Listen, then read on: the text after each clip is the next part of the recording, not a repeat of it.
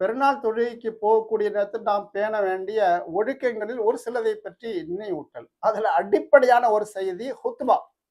பொதுவாக 2 ரக்காத் தொழுதாச்சுன்னா தப்பிச்சம் பலச்சம் மக்கள் ஓடி போறத பார்ப்போம். அது தவிர்க்கணும். அது முற்றிலும் தவறு. ஹுத்பா ஓதும்போது இடையில பேசவே கூடாது. அந்த அளவுக்கு கவனமாக கேட்கணும் அப்படிங்கிற அளவுக்கு முக்கியமான ஒரு செய்தி. நாம அந்த சபையிலே இல்லாம விலகி சொல்றோம் அப்படிங்கிறது எவ்வளவு பெரிய துர்பாக்கியமா இருக்குது. மீறி மீறி போனா ஒரு 5 நிமிஷம் ஆகும் அல்லது 10 நிமிஷம் ஆகுமா. எனவே அந்த மாதிரி ஒரு துர்பாக்கியசாலி ஆயிரக்கூடாது. கண்டிப்பாக தொழுகை முடிச்சதுக்கு அப்புறம் ஹுத்பாவையும் முடிச்சுட்டு தான் நம்ம போகணுங்கிறது கவனத்தில் கொள்ளணும். பிரத்யேகிச்சு ஈத பத்தி ஹதீஸ்ல வரும் ஹாலஃபத் தரீக.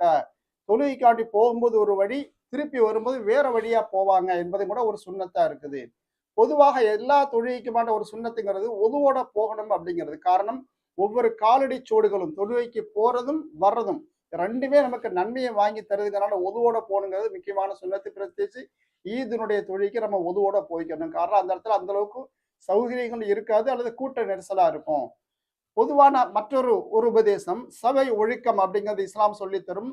கீரல்லக்கும் தஃபஸ்ஸஹு ஃபில் மஜாலிசி. உங்கள் இருக்கக்கூடிய அந்த சபைகளை உங்களிடத்தில் இடம் கேட்டால் கொஞ்சம் நீங்க ஒதுங்கி அவங்களுக்கு விசாலமாக இடத்தை கொடுங்கள் என்பது கட்டளையா இருக்குது. குர்ஆனுடைய கட்டளையா இருக்குது. பிரத்யேகிச்சு ஈதுல கட்டுக்கடங்காத கூட்டம் வரும்போது மக்கள் கஷ்டப்படுவாங்க. அவங்களுக்கு இடம் கொடுக்க வேண்டும்ங்கிறது குர்ஆனுடைய கட்டளையா இருக்குது. நாம காரு அல்லது பைக்ல வர்றோம் அப்படின்னா அதை தவிர்த்து போட்டு நடந்து வர்றது நன்மை அதிகம். ஆனா பள்ளியாசல் தூரமா இருக்குன்னா வாகனத்துல தான் வந்தாகணும். வரக்கூடிய நேரத்துல கொஞ்சம் வாகனத்தை தூரமா பார்க்கிங் பண்ணியாச்சுன்னா ஒரு 2 அடி கால் 4 அடி 5 அடியாவது நமக்கு கூடுதல் நன்மையை வாங்கி கொள்ள முடியும். இந்த நடந்து அந்த நன்மையை வாங்கி கொள்ளலாம் தொழுகைக்காக வேண்டி. காரு அல்லது மோட்டர் வாகனம் பார்க்கிங் செய்யும் பொழுது பொதுமக்களுக்கு இடையூறு தராத விதத்துல இருக்கணும். காரணம் நபியினுடைய ஹதீஸ் இருக்குதுல்ல, ஒரு முஸ்லிம் என்று சொன்னாலே வழியில் மக்களுக்கு இடையூறு தரதை அகற்ற வேண்டும் என்பது கட்டாயம்.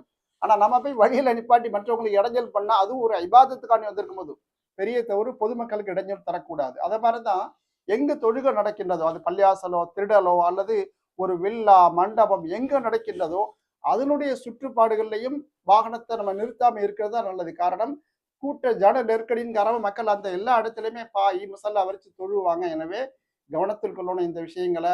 தக்பீர் அதிகமா சொல்லி கொண்டிருக்கும். ஈதுடைய நாட்கள் துல்ஹஜ்ஜுடைய நாட்கள் நீண்டிருக்கும். அதுல அதிகமா தக்பீர் சொல்ல முடியும். ஆமா, இந்த பெருநாள் நோன்பு பெருநாள் மிக குறுகிய நாள். எனவே கவனமாக நம்ம தக்பீர் சொல்லிக் கொள்ள வேண்டும். அல்லாஹ் நமக்கு உடல் ஆரோக்கியத்தோட பல பெருநாள்களை காணக்கூடிய பாக்கியத்தை தருவானாக.